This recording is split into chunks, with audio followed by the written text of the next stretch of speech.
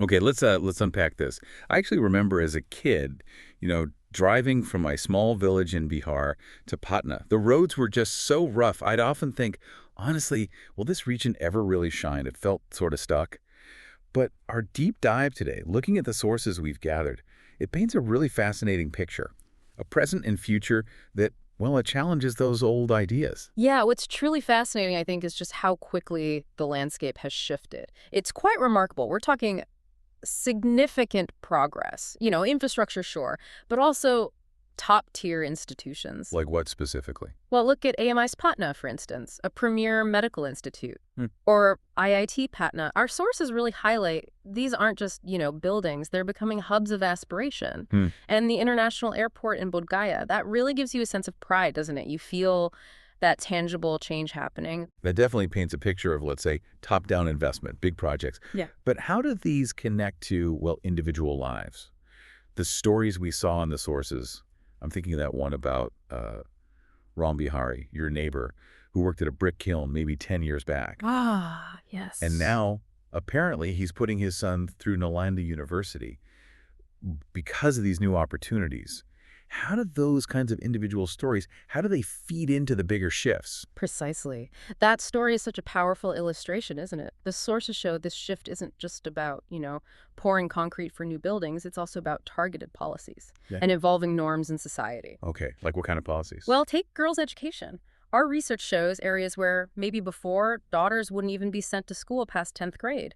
Now, today, you've got young women pursuing careers as engineers, as doctors. Mm-hmm. And that isn't solely because there's a new school building. It's also specific scholarship programs, growing community awareness campaigns, things that directly challenge those old barriers. It's a really foundational change. It ripples through whole families. That's a powerful point, foundational change. And it's not just education or government projects either, right? Our sources mention this vibrant ecosystem of local startups popping up. Exactly. Agritech helping farmers use drones for irrigation, community e-commerce. It sounds like a genuine sort of grassroots tech revolution. Yeah.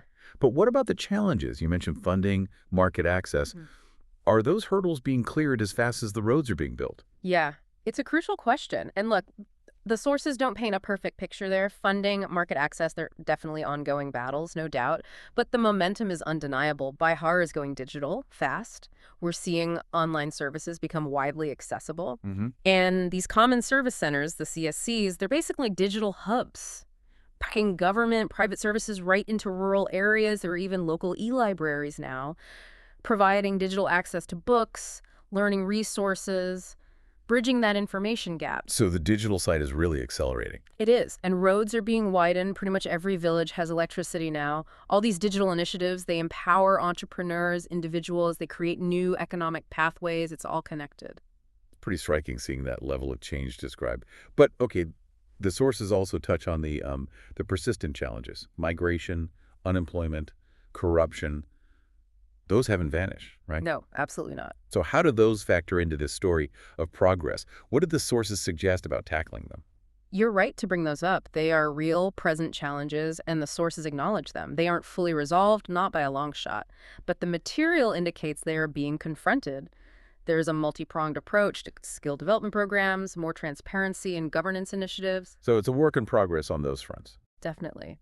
But the start of this transformation, it's undeniable. And the discussion suggests Bihar isn't just, a land of ancient history anymore. It's genuinely becoming a hope for the future, precisely because it's grappling with these issues while building on its strengths. So what does this all mean for you, listening to this? It seems like it's about more than just numbers or impressive projects on paper. It's about a whole new spirit, maybe. The sources suggest the real revolution isn't only the big government stuff. It's also about people maybe returning to their roots, contributing in their own communities, even in small ways.